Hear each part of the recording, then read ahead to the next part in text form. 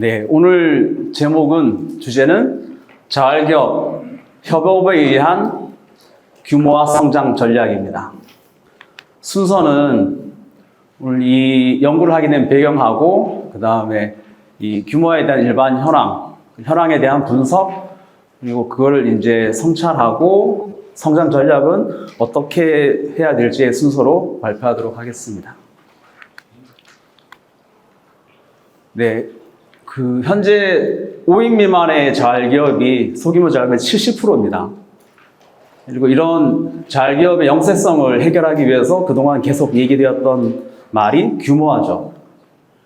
그래서 돌아보면 이제 자활사업 초기에는 규모화라는 게 인근 지역 두세 개의 기업들이 모여서 이 사업을 규모화시키는, 통합해서 규모의 경제를 실현한 형태였고, 2014년 정도를 전후하면서 이제 현재 많이 생기고 있는 지역을 대표하는 그런 광역자활기업이 설립되는 형태로 변화하고 발전했습니다.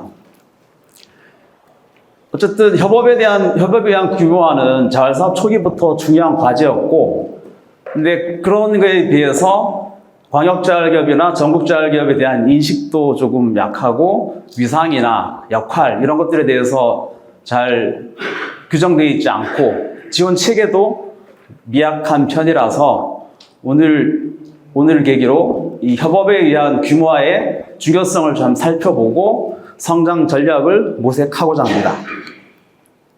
일반 현황을 보시면 현재 광역자활기업은 총 41개가 있고요. 아까 말씀드린 대로 2011년부터 20년 사이에 대부분이 설립되었습니다.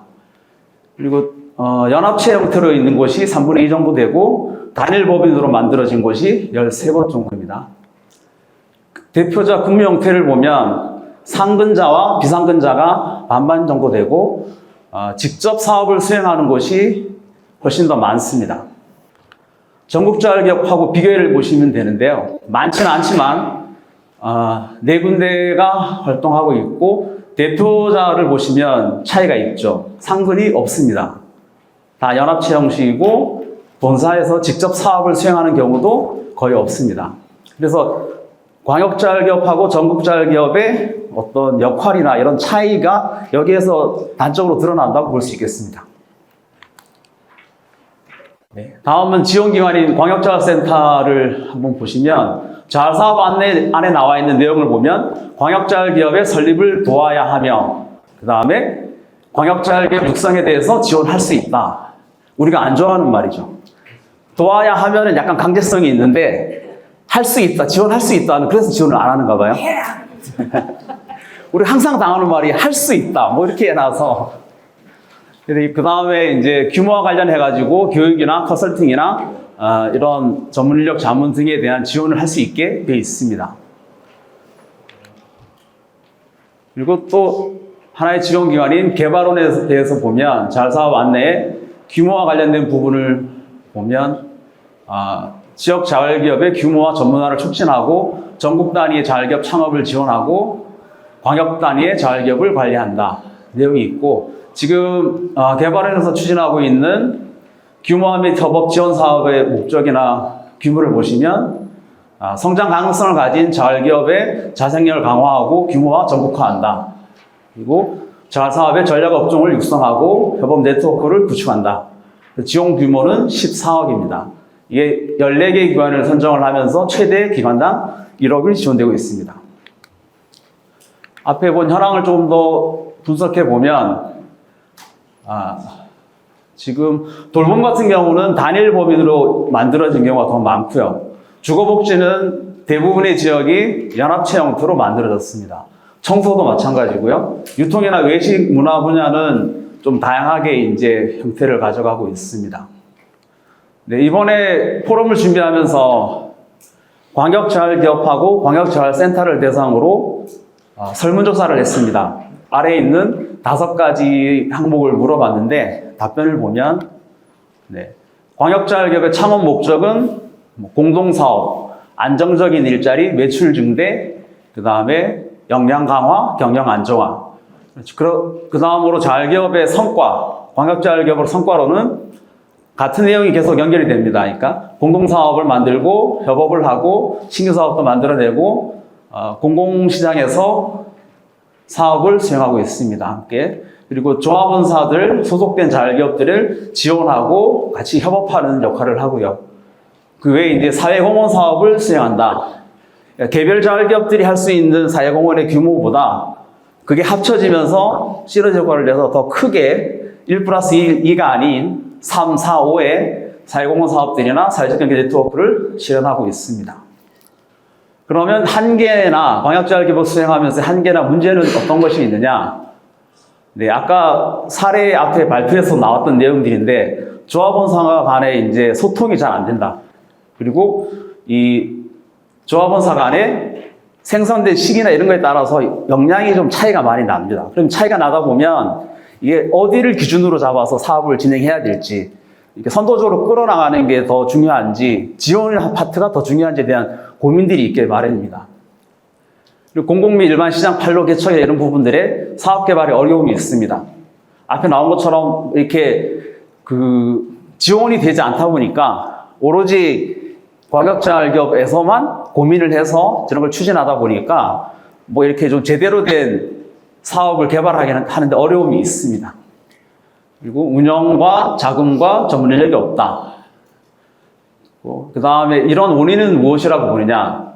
뭐 같은 얘기 계속 반복되는 게 내부적인 역량이 부족한 부분도 있지만 지원 체계가 없는 것이 문제라고 보면 될 것 같습니다. 그래서 그러면 어떤 게 필요하냐? 네. 일단 내부 소속된 자활기업들에 대한 의식 교육과 역량 강화가 필요하고, 그 외에는 계속 반복되는 공동사업이나 규모 사업에 대한 개발을 지원하고 제도 정책이 마련돼야 되고 운영 자금과 인력 지원이 된다. 뒤에서 계속 나오는 얘기라서 넘어가겠습니다.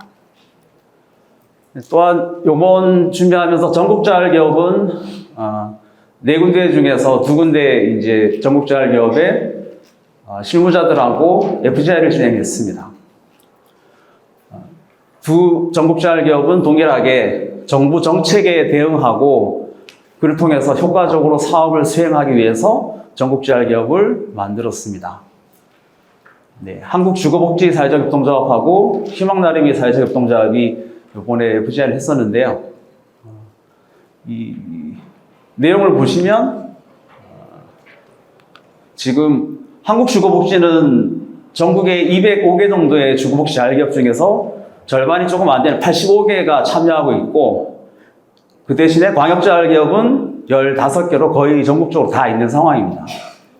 근데 희망나눔이 사회적협동조합은 175개의 조합원사가 다 참여하고 있고, 그 중에 자활기업이 129개, 그 다음에 사업단이 46개, 광역자활기업은 근데 5개로 좀 작습니다.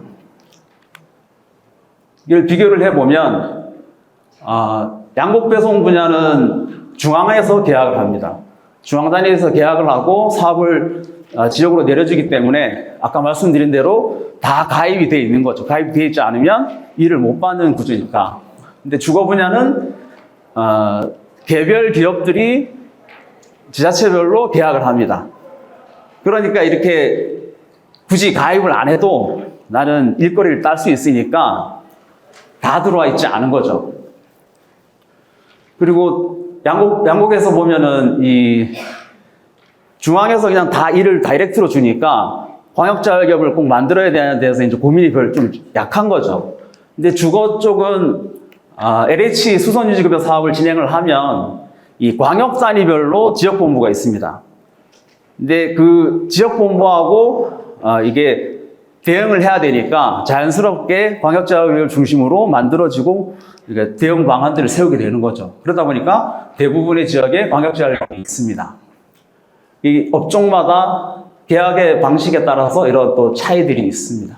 그래서 양곡 분야에서는 광역자활기업이 조금 그냥 개별 양곡배송 자활기업의 하나인 것처럼 인식이 많이 되고 있고, 주거 분야에서는 광역자활기업들이 좀 더 힘있게 지역에서 사업을 하고, 그 다음에 이제 전국 자활기업이 조금 이 광역자활기업의 협의체식으로 그런 형태로 운영되고 있습니다. 위의 내용은 좀 넘어가고요. 그러니까 뭐 너무 광역자율기업이 잘 돼도 전국적으로 좀 이렇게 이제 힘이 잘 안 모일 수도 있다. 뭐 이런 내용이고요. 어쨌든 간에 광역자율기업은 그 지역자율기업들을 기반으로 해서 함께 모여서 사업을 추진하고 이 힘이 다시 모여서 전국으로 가야 된다. 그런 내용입니다. 네, 광역자율센터도 세 군데 국장님들을 모시고 FGI를 진행했습니다.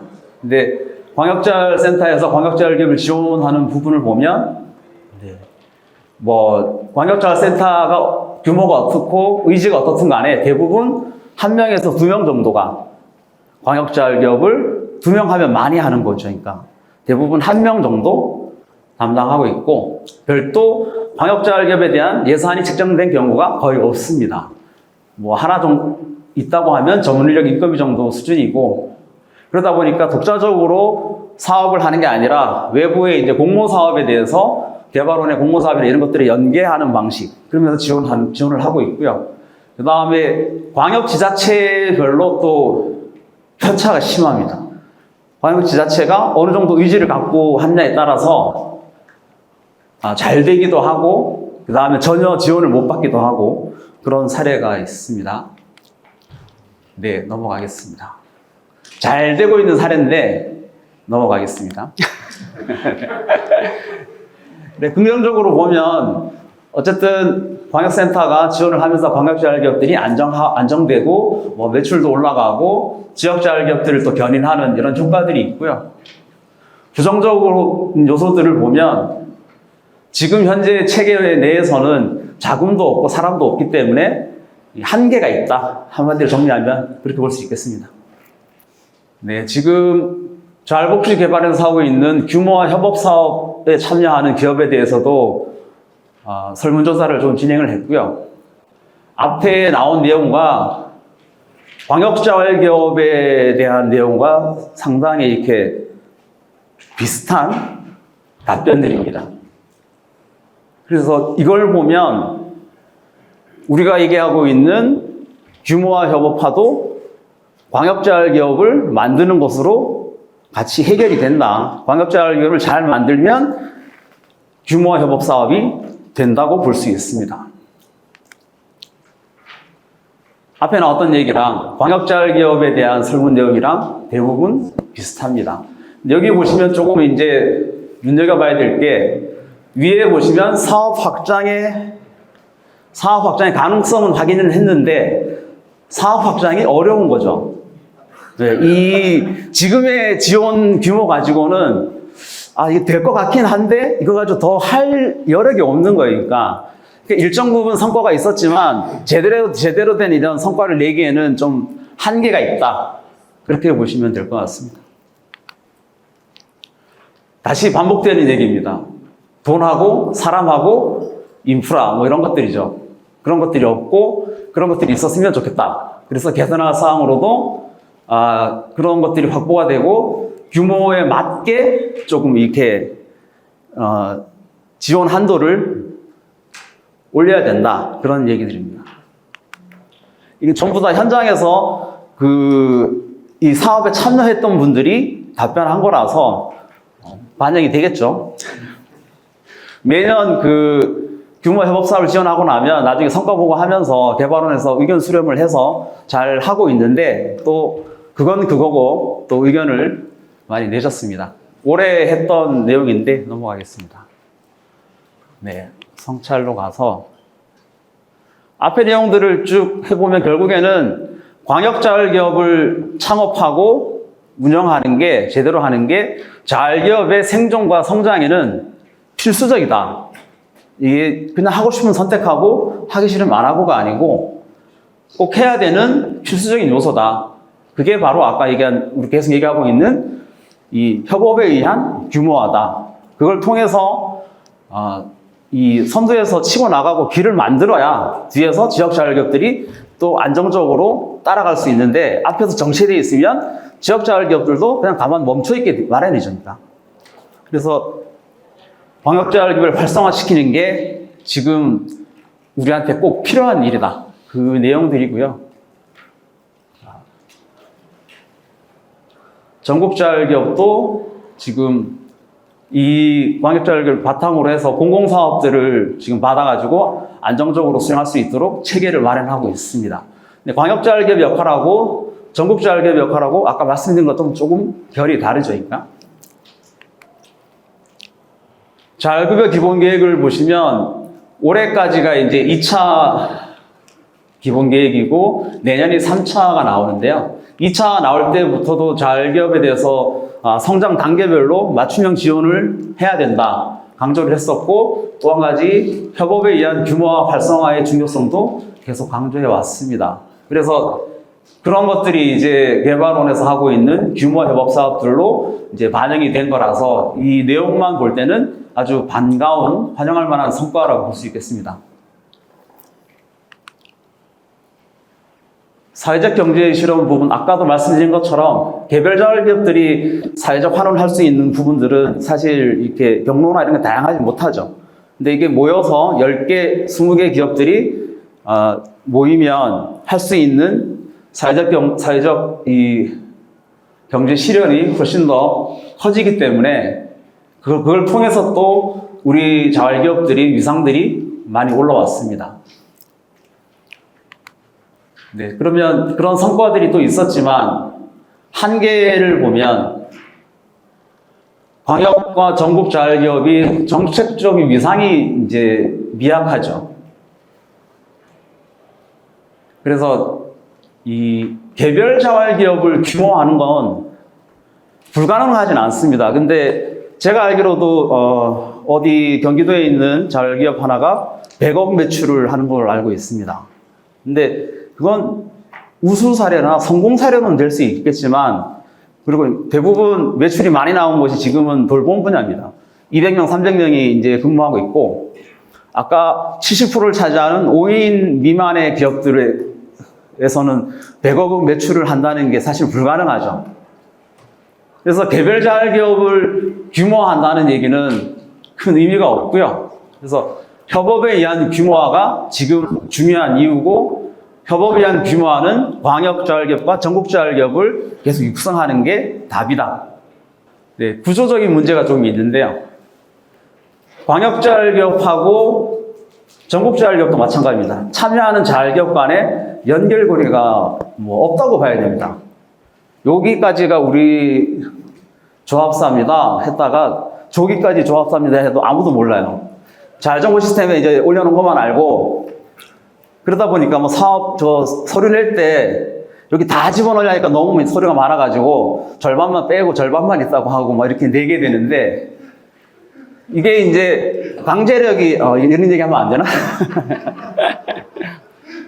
그러니까 연결 구조가 정확하지 않으니까 강제력도 없고 이 참여를 꼭 해야 되나, 이것도 이제 의지가 참여가 잘 안 되는 거죠.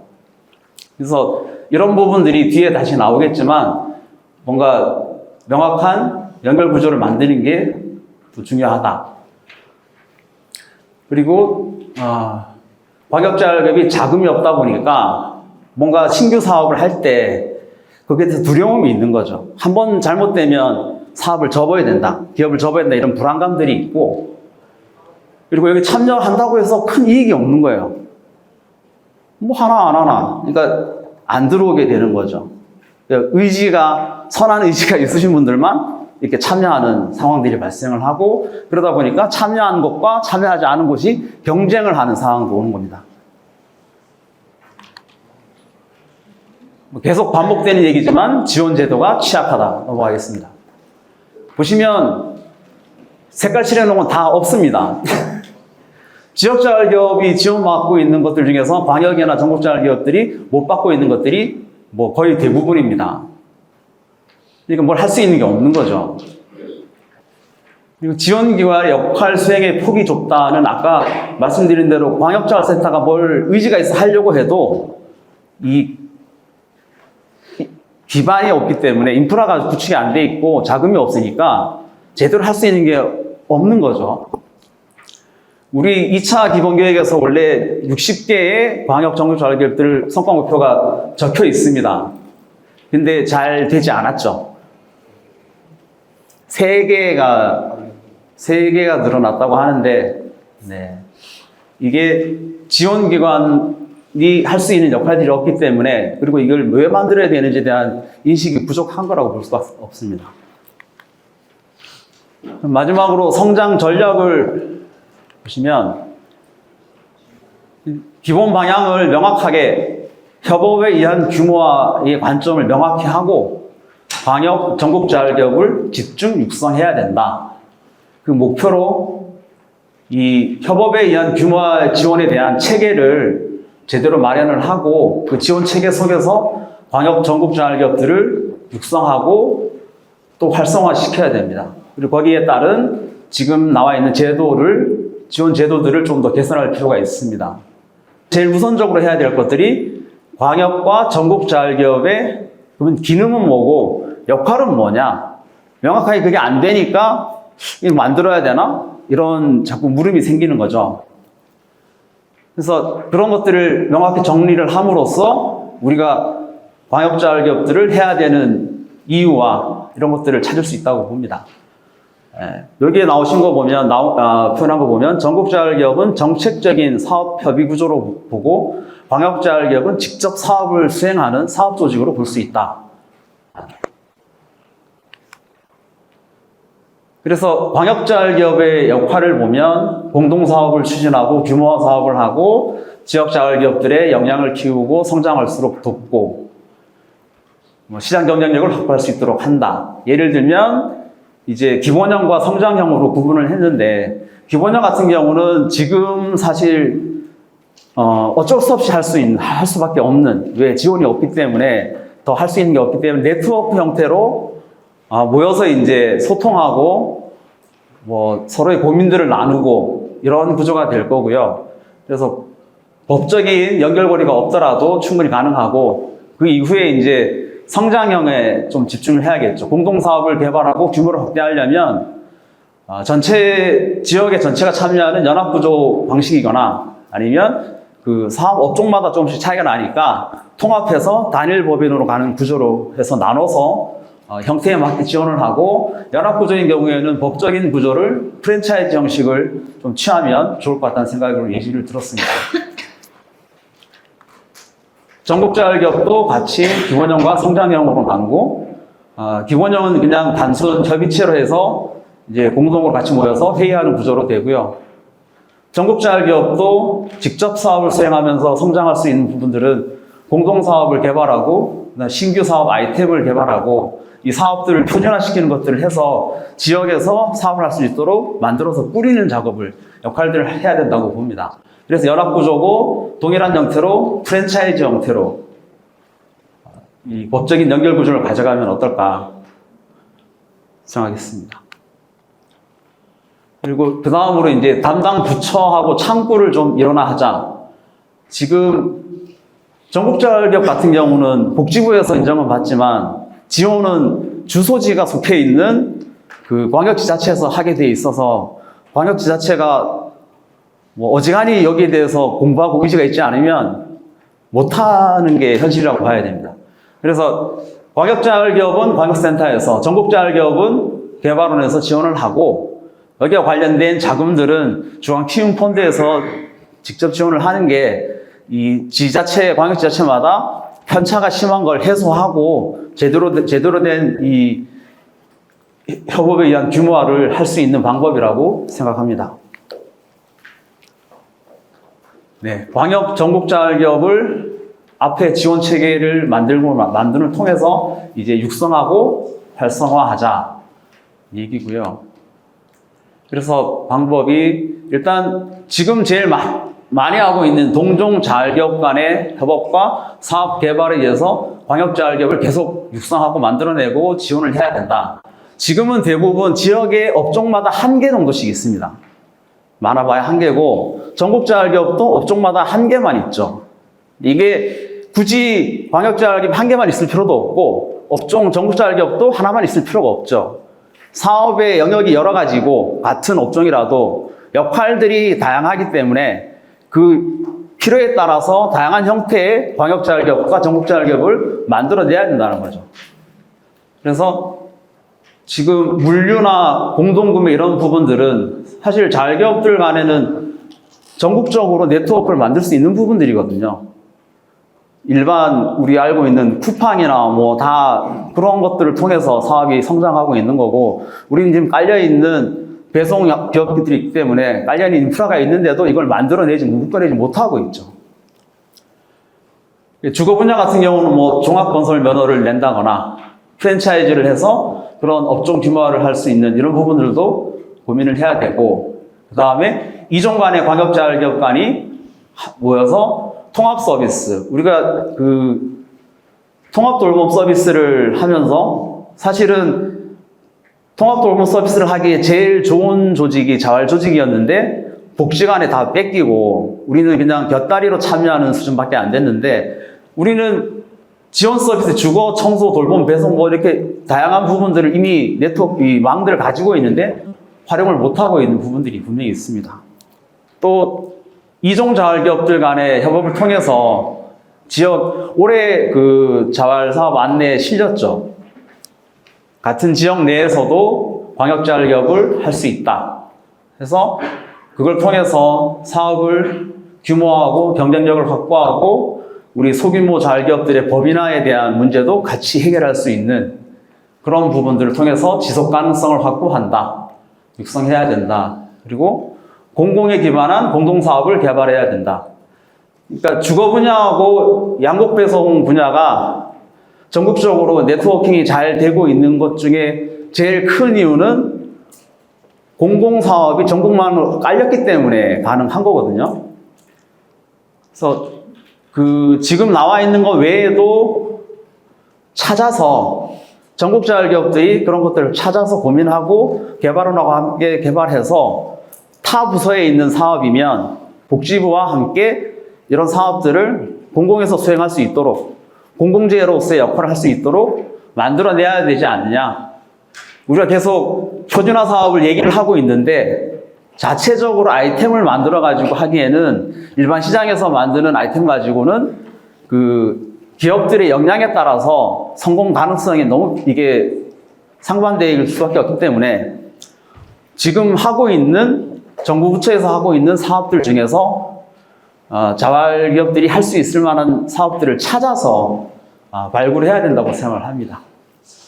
그리고 우리가 잘 못 챙기고 가는 분야 중에 하나가 그냥 열심히 하던 것만 열심히 하고 다른 걸 하면은 뭔가 큰일 나는 것처럼 하는데, 제품이든 서비스든 개발을 그 기업들이 개발을 할 수 있는 경우는 거의 없죠. 아주 똑똑하신 분들이 계신 데는 한두 군데 하겠지만 나머지는 하고 있던 일들을 계속 반복해서 할 수밖에 없습니다. 이런 부분들을 제일 하기 좋은 조직은 개발원이겠죠. 새로운 사업들을 개발을 해서 그런 것들을 전국적으로 깔릴 수 있도록 지원해야 된다. 밑에 보시면 유형별 규모에 따른 차등 지원, 맞춤 지원을 해야 된다. 예를 들면 광역자활기업도 아까 기본형 성장형에 따라서 이 창업 자금이나 자산 취득이나 전문 인력에 대한 부분들을 차등해서 해야 된다. 자활 사업 안내, 우리가 흔히 얘기하는 지침에는 5명까지 지원하게 되어 있습니다. 근데 우리가 현재 기껏 받는 것도 1명이고, 그게 광역자활기업으로서 받는 게 아니라 개발원에서 지금 지원하고 있는 부분들은 그냥 지역자활기업과 동일하게 기준에서 지원받고 있는 거죠. 그래서 전국자활기업도 어떤 형태이고 규모가 어떠냐에 따라서 그냥 정해보고 나갈 게 아니라 거기에 가맹으로 얼마나 많이 하고 있는지에 따라서 당연히 10개가 모인 데하고 100개가 모인 데가 똑같을 수는 없잖아요. 그죠? 그러면 좀 더 큰 규모의 사업을 할 수 있는 100개가 모인 데들은 그 사업에 맞게 지원의 규모를 좀 키워야 되는 거죠. 그리고 아까 잠깐 나왔지만 참여하는 기업들은 인센티브를 줘야 됩니다. 그래야지 적극적으로 참여하고, 광역자활기업이 하는 역할 중에 제일 큰 게 저는 이 선도적으로 새로운 사업들을 개발해놓고 발굴을 해가는 거거든요. 그 자체, 근데 지금까지는 참여한 조합사들이 돈을 모아서 냅니다. 제가 속해 있는데도 창업공장을 만들 때 외부에서 경기도랑 개발원에서 지원이 있었지만 자체적으로 조합사들이 1억 3천을 내서 사업을 만들었어요. 그렇게 시도를 한다는 얘기는 도전하고 그런 것들에 대해서 두려움도 있지만 새로운 사업에 대한 시도를 자꾸 하는데 거기에 대해서는 인센티브가 없고 그냥 가만히 앉아 있으나 뭔가 시도를 하나 똑같이 취급이 이렇게 된다면 더 하려고 하는 이런 동기부여가 안 되겠죠. 그래서 전국자율기업도 마찬가지고 참여하는 기업에도 인센티브가 제공돼야 된다. 그 다음에 정부 포상이나 공모사업을 할 때 지역, 광역, 전국을 구분해서 해야 된다. 지금 우수자율기업이 2천만 원 주는데 개별자율기업은 2천만 원을 다 쓰겠죠. 근데 10개가 모인 광역자율기업은 기업당 200만 원씩 떨어지는 거고 100개가 있는 전국자율기업은 한 기업당 20만 원밖에 안 되는 거죠. 그러니까. 근데 그걸 똑같이 그냥 해버리면 문제가 있는 거. 공모사업도 마찬가지인데 공모사업이 개별 아까 말씀드린 것처럼 몇 개가 모였냐에 따라서 그 적절한 지원이 돼야 되고 오히려 저것 때문에 역차별도 나오는 상황이에요. 심사를 가보면 이제 대면 심사를 하는데 대기실에 이게 딱 들어가면 우린 또 떨어지겠네 그래요. 기업 대표님들이. 왜요? 그러면 아니 니네가 와가지고 광역자율기업이나 전국자율기업이 오면 똑같이 서류를 내는데 한 군데는 매출 2억이고 한 군데는 매출 20억이면 동일한 기준에서 심사를 하다 보면 지역의 소규모 자율기업들은 다 떨어지는 거니까 서류상으로 보면 더 취약하니까. 그래서 심사 공모를 할 때부터 이게 지역자율기업 대상, 광역자율기업 대상, 전국자율기업 대상을 해주는 게 맞는 거죠. 어쨌든 근래 들어서 우리 자율기업에 대한 인식이 많이 좋아졌고 또 우리 기업에 계신 자율기업가들도 자부심을 갖고 좀 당당하게 활동하고 있는 것 같아서 기쁩니다. 그리고 이렇게 가능했던 게 한국자율기업협회가 출범을 하고 또 우리 지원 조직들이 같이 힘을 실어줘서 이렇게 됐다고 생각을 하고요. 그래서 이런 지금의 이 동력들이 이 폭발하는 동력들이 끊기지 않고 계속 쭉쭉 뻗어 나가려면 아까 말씀드린 것처럼 선두에서 이렇게 치고 나갈 수 있게 지원을 잘 해야 된다고 생각합니다. 우리가 밖에 나가서 보면 사회적 기업 쪽에 가면은 일반 사회적 경제에서 얘기할 때 자활기업은 사회적 기업보다 조금 뭔가 이렇게 좀 미진하고 왠지 조금 빈약해 보이는 얘기를 하는데 개인적으로 저는 조금 거기에 주눅들 필요가 없다고 생각을 하는 게 우리는 본연의 가치를 가지고 꾸준히 실천해 왔습니다.